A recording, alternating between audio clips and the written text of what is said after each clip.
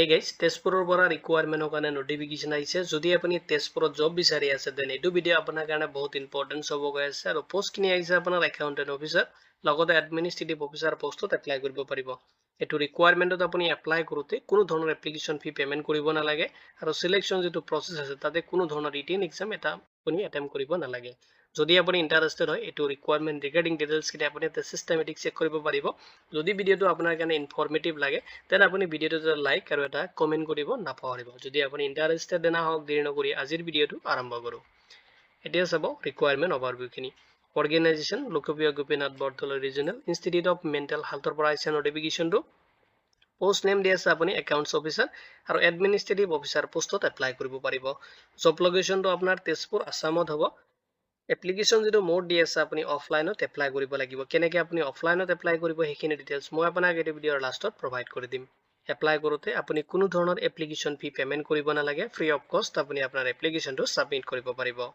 job যেটো type হয় এটো সেন্ট্ৰেল গভৰ্নমেন্ট জব হ'ব যেটো আপুনি যদি বিচাৰি আছে গভৰ্নমেন্ট সেক্টৰত এপ্লাই কৰিব আৰু গভৰ্নমেন্ট সেক্টৰত আপোনাৰ নিজৰ কেৰিয়াৰটো স্টাৰ্ট কৰিব দেন এটো ভিডিও আপোনাৰ কাৰণে বহুত ইম্পৰ্টেন্ট হ'ব আপুনি তাতে এপ্লাই কৰিব পাৰিব অফিশিয়াল যেটো ওয়েবসাইটৰ লিংক মই এটো ভিডিওৰ ডেসক্ৰিপচনত আপোনাক প্ৰভাইড কৰি দিম আপুনি তাতে ক্লিক কৰিলে অফিশিয়াল যেটো ওয়েবসাইট আছে তাতে ভিজিট কৰিব পাৰিব নহলে আপুনি যদি বিচাৰে যিকোনো ব্ৰাউজাৰত ওপেন কৰিব আৰু তাতে যদি আপুনি যেটো ওয়েবসাইটৰ URL আছে তাতে সাৰ্চ কৰিলে আপুনি তাতে ভিজিট কৰিব পাৰিব এটা সব ভ্যাকেন্সি ডিটেইলছ যত আপোনাৰ একাউন্টস অফিচাৰ কাৰণে পোষ্ট আছে যত আপুনি ওয়ান পোষ্টত এপ্লাই কৰিব পাৰিব এডমিনিষ্ট্ৰেটিভ অফিচাৰ যত আপুনি ওয়ান পোষ্টত এপ্লাই কৰিব পাৰিব এটা সব পোষ্ট কিনে এপ্লাই কৰোতে আপুনি কি এলিজিবিলিটি ক্ৰাইটেৰিয়া ফলো কৰিব লাগিব এটা সব যদি আপুনি সেন্ট্ৰেল গভৰ্নমেন্ট বা ষ্টেট গভৰ্নমেন্ট বা অটোনমাস যিখিনি বডিজ আছে ইউনিভাৰ্সিটি বা আপুনি পাবলিক সেক্টৰ যিখিনি আন্ডাৰটেকিং অৰ্গেনাইজেশ্যন থাকে বা ৰিসাৰ্চ ইনষ্টিটিউশন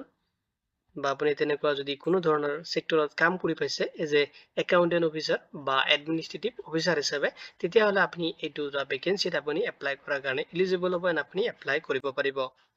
নেক্সট আপুনি ফলো কৰিব লাগিব এজ লিমিটটো যত আপোনাৰ ম্যাক্সিমাম এজ দি আছে আপুনি 56 ইয়াৰ্স লৈ কিনে এপ্লাই কৰিব পাৰিব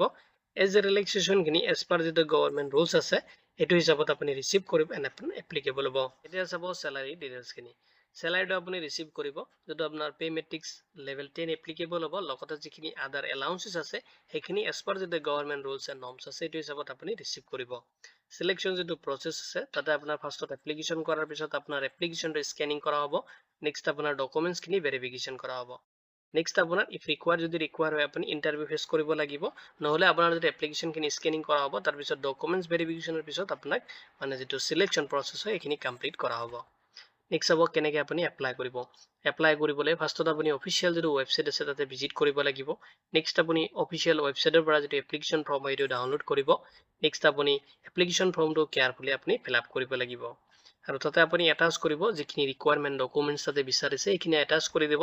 নেক্সট আপুনি যদি বিচাৰে যেটো আপোনাৰ লোকপ্ৰিয় যেটো গোপীনাথ বৰদলৈ ৰিজনেল ইনষ্টিটিউশনৰ যেটো মানে তেজপুৰৰ যেটো লোকেশন আছে এটো এড্ৰেছ মই এই ভিডিওৰ ডেসক্ৰিপচনতো প্ৰভাইড কৰি দিম লগতে যদি আপুনি বিচাৰে অফিশিয়াল যেটো নোটিফিকেশন আছে তাতে দিয়া আছে যেটো লিংক মই এই ভিডিওৰ ডেসক্ৰিপচনত আপোনাক প্ৰভাইড কৰি দিম তাৰ পৰা আপুনি এড্ৰেছটো নোট কৰি কিনে তাতে ভিজিট কৰি কিনে নিজে সাবমিট কৰিব পাৰিব লগতে যদি আপুনি বিচাৰে বাই পোষ্টও কৰিব পাৰিব নেক্সট হ'ব আপুনি ইনশিওৰ কৰিব লাগিব